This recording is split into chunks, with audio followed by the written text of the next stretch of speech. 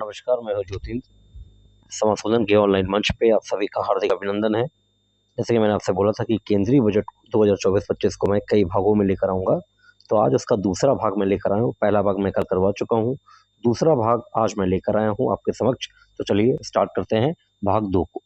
चलिए, इसका पहला प्रश्न क्या कह रहा है बेटा कि वित्त मंत्रालय ने यूजीसी के लिए वित्त पोषण को पिछले वर्ष के संशोधित अनुमान 6,409 करोड़ रुपए से घटाकर इतने करोड़ रुपए कर दिया है। तो कितना कर दिया है? 2,500 करोड़ रुपए कर दिया है। ठीक है, घटाकर। पहले कितना था? 6,409 था। चलिए आते हैं नेक्स्ट क्वेश्चन पे। क्वेश्चन नंबर ये 2 है, वित्त मंत्रालय ने यूजीसी के लिए कितने प्रतिशत अनुदान में कमी की है? तो बेटा ये टोटल जो कमी है प्रतिशत पे कितनी है? 60.99% है। ठीक है बेटा, चलिए आते हैं नेक्स्ट में। क्वेश्चन नंबर 3 की ओर बढ़ते हैं। क्वेश्चन नंबर 3 क्या कह रहा है कि आईआईएम अर्थात इंडियन इंस्टीट्यूट ऑफ मैनेजमेंट के बजट को 331 करोड़ रुपए के संशोधित अनुमान से घटाकर कितने करोड़ रुपए कर दिया गया है? तो बेटा इसको घटाकर कर दिया गया है 212 करोड़ रुपए। पहले कितना था? 331 करोड़। अभी कितना है? 212 करोड़। चलिए आते हैं नेक्स्ट में। नेक्स्ट में क्वेश्चन नंबर 4 क्या कह रहा है? क्वेश्चन नंबर 4 कह रहा है कि भारतीय प्रौद्योगिकी संस्थान के लिए बजट में पिछले साल का संशोधित अनुमान 10,384.21 करोड़ था और जिसे चालू वित्त वर्ष के लिए इतने करोड़ रुपए का आवंटन किया गया है। ये भारतीय प्रौद्योगिकी संस्थान का मतलब है आईआईटी बेटा। ठीक है, तो कितना किया गया है? 10,324.50 करोड़। 10,324.50 करोड़ रुपए। चलिए आते हैं नेक्स्ट में। क्वेश्चन नंबर 5 की ओर बढ़ते हैं। क्वेश्चन नंबर 5 क्या कह रहा है कि बजट 2024-25 के अंतर्गत रक्षा बजट, डिफेंस बजट के लिए कितने करोड़ रुपए आवंटित किए गए हैं? तो कितने करोड़ रुपए आवंटित किए गए बेटा? 6,21,940 करोड़। ठीक है, चलिए आते हैं क्वेश्चन नंबर 6 पे। भारत का रक्षा बजट देश के सकल घरेलू उत्पाद उत्पाद मतलब जीडीपी बेटा। ठीक है, जीडीपी मतलब ग्रॉस डोमेस्टिक प्रोडक्ट, अर्थात जीडीपी का कितने प्रतिशत है? तो जीडीपी का ये है 1.9%। ठीक है, 1.9% है। तो इसको टिक कर दो, ये मोस्ट इंपॉर्टेंट है। और उसमें एक नोट पॉइंट मैं आपको बता दूं कि देखिए जो रक्षा बजट है देश का, वो लगभग जाता है कितना? 2 से 2.5% के बीच में ही होता है। ठीक है, 2 से 2.5%। इस बार ये कितना रहा है? इस बार ये 1.9 है। पूरा मतलब पूरा एक्चुअली वो 2 भी नहीं हो पाया, 1.9% है। ठीक है, ध्यान रखिएगा। आता है नेक्स्ट बेटा क्वेश्चन नंबर 7। क्वेश्चन नंबर 7 क्या कह रहा है? 7 क्या कह रहा है कि वित्त वर्ष 2024-25 के लिए रक्षा क्षेत्र का कुल बजट भारत सरकार के कुल बजट का कितना प्रतिशत है? तो ये मतलब भारत सरकार ने जो बजट आवंटित किया है उसमें से रक्षा बजट का जो प्रतिशत है वो कितना है? तो वो टोटल का 12.9% है बेटा। कितना है? 12.9%। टिक कर दो, मोस्ट इंपॉर्टेंट। डबल टिक कर रहा हूँ मैं बेटा। ठीक है, चलिए आते हैं नेक्स्ट में। क्वेश्चन नंबर 8 की ओर बढ़ते हैं बेटा। क्वेश्चन नंबर 8 क्या कह रहा है कि बजट 2024-25 के अंतर्गत रक्षा बजट का 67.7% हिस्सा किसे प्राप्त हुआ है? ठीक है, यानी जो बजट आपने आवंटित किया है उसका 67.7% रक्षा बजट का 67.7% हिस्सा किसे प्राप्त हुआ है? तो बेटा ये इसका ऑप्शन है डी, ए और बी दोनों। ए और बी दोनों का मतलब राजस्व को प्राप्त हुआ है और पेंशन, ठीक है, इनको प्राप्त हुआ है। यानी जो सैलरी है, पेंशन है, इसमें खर्च हो जाएगा कितने परसेंट? 67.7% वगैरह। ठीक है, चलिए आता है नेक्स्ट में। Question number 9। क्वेश्चन नंबर 9 क्या कह रहा है कि बजट 2024-25 के अंतर्गत पूंजीगत परिव्यय, ये कैपिटल एक्सपेंडिचर होता है एक तरह से, सशस्त्र बलों की क्षमताओं को और मजबूत करेगा। ठीक है, इस हेतु कितने करोड़ रुपए आवंटित किए गए हैं? देखिए पूंजीगत व्यय के लिए यानी कैपिटल एक्सपेंडिचर के लिए, जैसे आर्म एंड एम्यूनिशन वगैरह कुछ खरीदना है तो उसके लिए कितना? 1,72,000 करोड़ रुपए। ठीक है, ये कैपिटल एक्सपेंडिचर के लिए।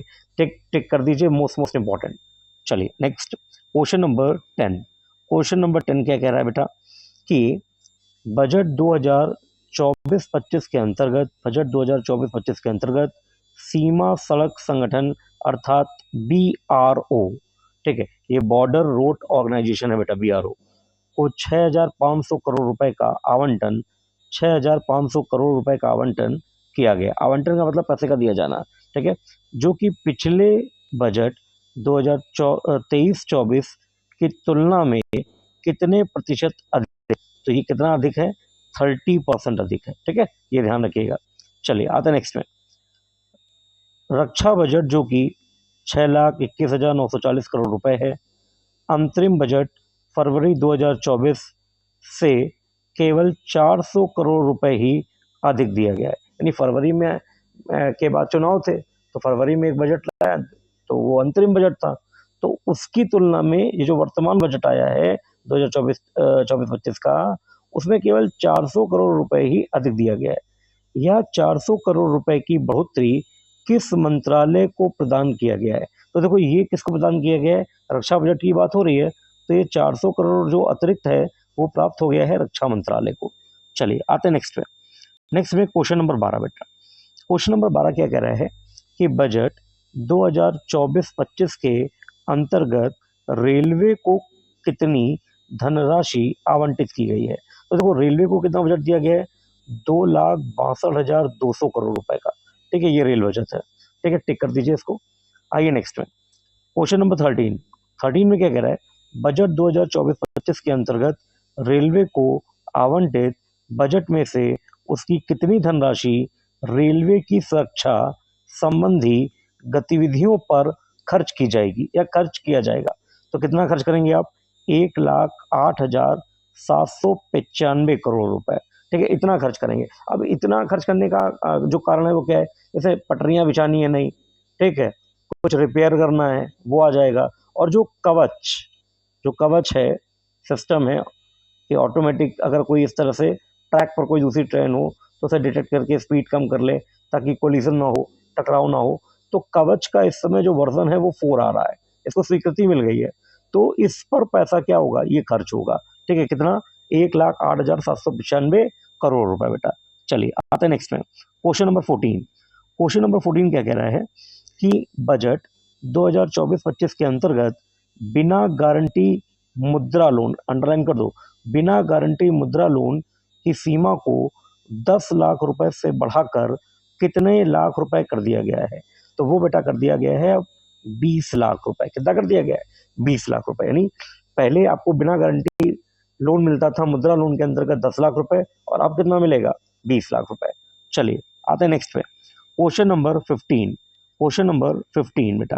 15 नंबर क्वेश्चन करवाने से पहले फिर मैं वही बात कहूँगा कि मेरा आग्रह है आपसे कि आप चैनल को शेयर करें, सब्सक्राइब करें, लाइक करें, कमेंट करें, ताकि मुझे ऊर्जा मिल पाए, बहुत अच्छा। चलिए आते नेक्स्ट में क्वेश्चन नंबर 15 बेटा। 15 नंबर क्वेश्चन क्या कह रहा है कि बजट 2024-25 के अंतर्गत भारत सरकार रोजगार से जुड़ी कितनी योजनाएं प्रारंभ करेगी जो कि कर्मचारी भविष्य निधि संगठन EPFO में नामांकन पर आधारित है? तो देखो नई जो योजना ला रही है सरकार, वो 3 योजनाएं लाएगी रोजगार के लिए, ठीक है, इसको टिक कर दो, ठीक है, बहुत इंपॉर्टेंट है ये। चलिए आते हैं नेक्स्ट में प्रश्न नंबर 16 यानी क्वेश्चन नंबर 16 क्वेश्चन क्या कह रहा है कि रोजगार से संबंधित पहली योजना है, 3 योजनाएं चलाई जाएंगी, तो क्वेश्चन 16 में उन योजनाओं को कवर किया गया है। रोजगार से संबंधित पहली योजना के तहत सभी क्षेत्रों में कार्यबल में प्रवेश करने वालों को इतने माह का वेतन प्रदान किया जाएगा?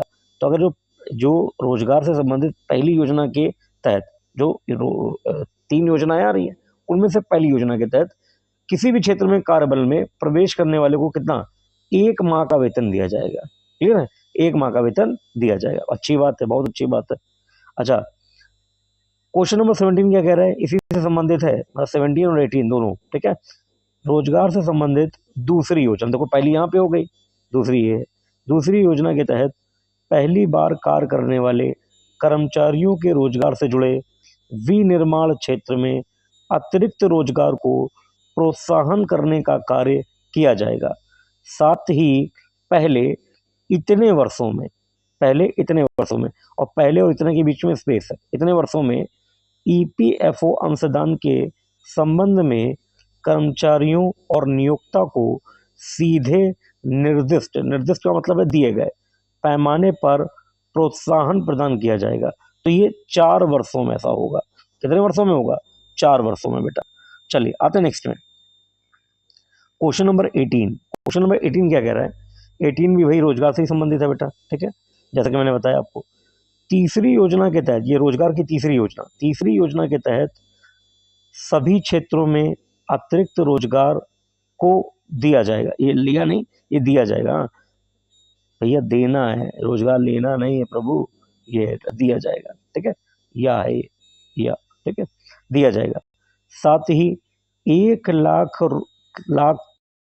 टन के अंतर्गत अतिरिक्त रोजगार को शामिल किया जाएगा, ठीक है, और इस हेतु सरकार प्रत्येक अतिरिक्त कर्मचारियों के लिए ईपीएफओ अंशदान के रूप में नियोक्ताओं को 2 वर्ष तक इतने इतने के बीच में ये स्पेस है, इतने हजार रुपए प्रति माह तक की राशि प्रतिपूर्ति करेगी। तो वो कितना करेगी? 3,000 रुपए प्रति माह सरकार देगी एम्प्लॉयर को, ठीक है, जो जॉब दे रहा है, ठीक है, और ये कितने वर्षों तक देगी? 2 वर्षों तक। तो ये 2 वर्ष भी इंपॉर्टेंट है, और ये 3,000 प्रति माह, ये वैल्यू भी इंपॉर्टेंट है बेटा। चलिए आते हैं नेक्स्ट में, क्वेश्चन नंबर 19 की ओर बढ़ते हैं। क्वेश्चन नंबर 19 क्या कह रहा है कि ईपीएफओ में पंजीकृत पहली बार रोजगार पाने वाले कर्मचारियों को 1 माह के वेतन का प्रत्यक्ष लाभ अंतरण का मतलब होता है ट्रांसफर करना, अंतरण 3 किस्तों में किया जाएगा, जिसमें पात्रता सीमा क्या है? पात्रता सीमा 1 लाख रुपए का मासिक वेतन है, जो कि अधिकतम कितने रुपए का होगा? ये जो 1 माह के वेतन का प्रत्यक्ष लाभ है, जो 3 किस्तों में देंगे, यानी वो कितना होगा? टोटल होगा 15,000 रुपए, ठीक है, ये ध्यान रखिएगा। टोटल कितना है? 1 किस्त टोटल है 15,000 रुपए की किस्त, जो कि कितनी बार में दी जाएगी? 3 बार में, यानी हर बार 5,000 रुपए दिए जाएंगे। चलिए आते हैं नेक्स्ट में भैया, क्वेश्चन नंबर 20। तो भैया 20 नंबर क्वेश्चन क्या कह रहा है? ये कह रहा है कि गरीब एवं मध्यम वर्गीय परिवारों के लिए घर के सपने को पूरा करने के लिए केंद्र सरकार प्रधानमंत्री आवास योजना के तहत कितने करोड़ घर बनवाएगी 2024-25 के बजट के अंतर्गत? तो भैया 3 करोड़ घर बनने वाले हैं, 3 करोड़ नए घर, ठीक है, प्रधानमंत्री आवास योजना के तहत। चलिए आते हैं नेक्स्ट में, क्वेश्चन नंबर 21 क्या कह रहा है? केंद्रीय बजट 2024-25 के अंतर्गत सरकार औद्योगिक क्षेत्र में काम करने वाले कर्मचारियों के लिए किराए के घर की योजना लेकर आई है। देखो ये पहली बार ऐसा हो रहा है कि औद्योगिक क्षेत्र के कर्मचारियों के लिए भी क्या हो रहा है? ये घर आ रहा है, ठीक है, किराए का घर। यह योजना इस मॉडल पर आधारित है, यानी जो किराए का घर है, जो कर्मचारियों को उपलब्ध करवाया जाएगा, सरकार उपलब्ध कराएगी, ये किस मॉडल पे बनाए जा रहे हैं? तो देखो हमारी जो अर्थव्यवस्था है वो भैया उसका मॉडल क्या है? तुम्हें पता है बेटा, सभी को पता है, बता नहीं रहो बस हमको, ताकि हमको पता ना हो जाए। तो भैया वो है पीपीपी मॉडल बेटा ना, पीपीपी। और पीपीपी मॉडल का मतलब होता है पब्लिक प्राइवेट पार्टनरशिप। तो ये योजना जो प्राइवेट कर्मचारियों के घर बन रहे हैं, या औद्योगिक कर्मचारियों के घर बन रहे हैं, ये पीपीपी मॉडल पे बन रहे हैं, ठीक है, ये ध्यान रखिएगा, ठीक है। आपकी अर्थव्यवस्था भी कैसी है? पीपीपी मॉडल बेस्ड है। चलिए आते हैं नेक्स्ट में क्वेश्चन नंबर 22 बेटा। 22 में क्या कह रहा है? 22 में कह रहा है कि बजट 2024-25 के अंतर्गत सरकार अगले 5 वर्ष में प्रत्येक वर्ष चुनिंदा शहरों में फिर स्पेस इतने साप्ताहिक बाजार या स्ट्रीट फूड हब के विकास में सहायता हेतु योजना तैयार कर रही है पीएम स्वनिधि की सफलता के आधार पर, ठीक है, बहुत अच्छी बात है। इससे रेहड़ी पटरी लगाने वाले दैनिक विक्रेताओं के जीवन में एक नवीन बदलाव आएगा। बहुत अच्छी बात है, बदलाव आना भी चाहिए। तो इसका मतलब ये कह रहा है कि चुनिंदा शहर, तो ये चुनिंदा शहर कितने हैं? तो वो चुनिंदा शहर है बेटा इस बजट में 100 शहर है, ठीक है, ये ध्यान रखिएगा। चलिए आते हैं नेक्स्ट में क्वेश्चन नंबर 23। क्वेश्चन नंबर 23 क्या कह रहा है कि बजट 2024-25 के बजट 2024-25 के अंतर्गत कृषि और इससे जुड़ी अन्य गतिविधियों के लिए कितने हजार करोड़ रुपए आवंटित किए गए हैं? तो ये बेटा किए गए हैं 1.52 लाख करोड़ रुपए। कृषि क्षेत्र के लिए बजट में कितने पैसे दिए गए हैं? 1.52 लाख करोड़ रुपए। चलिए नेक्स्ट में क्वेश्चन नंबर 24। बजट वर्ष 2024-25 के अंतर्गत किसानों के लिए जल्दी ही 32 खेत और बागवानी फसलों में फिर स्पेस इतनी नई उपज वाली जलवायु सहिष्णु वाली फसलें लाई जाएंगी। तो उनकी संख्या कितनी है? वो है 109। चलिए आते हैं नेक्स्ट में क्वेश्चन नंबर 25 नंबर क्वेश्चन क्या कह रहा है बेटा कि बजट 2024-25 के अंतर्गत अगले 2 वर्षों में कितने करोड़ किसानों को प्राकृतिक खेती के तहत लाने की पहल की घोषणा गई है?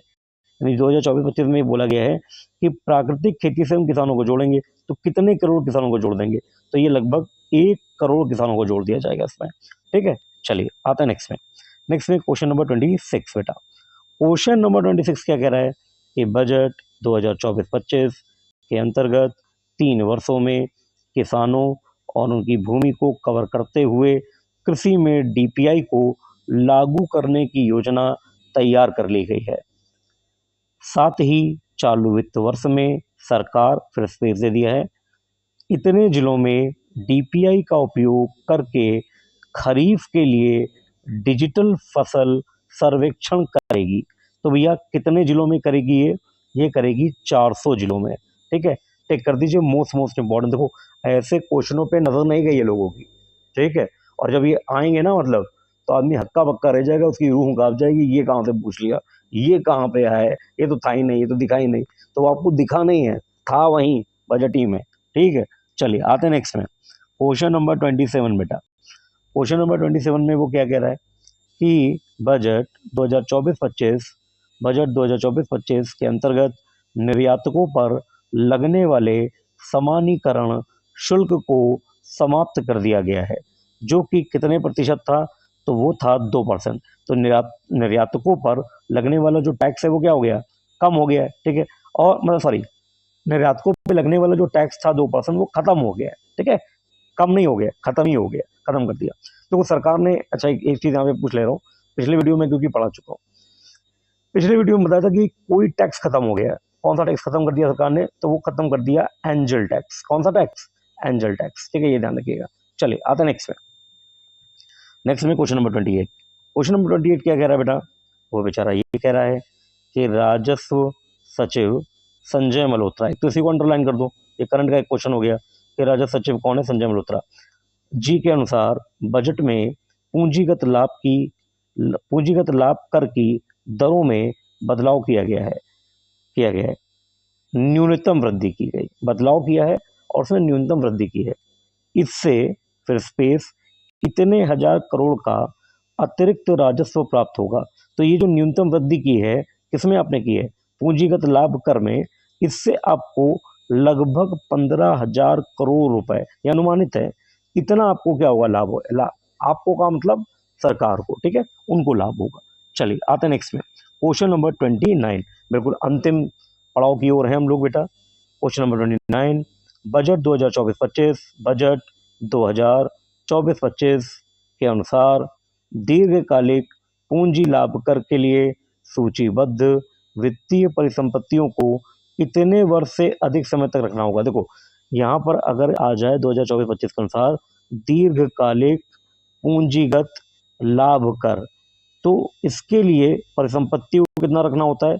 1 वर्ष से अधिक की परिसंपत्ति को बोलते हैं, 1 वर्ष से अधिक की, किसमें? दीर्घकालिक, लॉन्ग टर्म में। चलिए क्वेश्चन नंबर 30, ये अंतिम क्वेश्चन है बेटा आज का।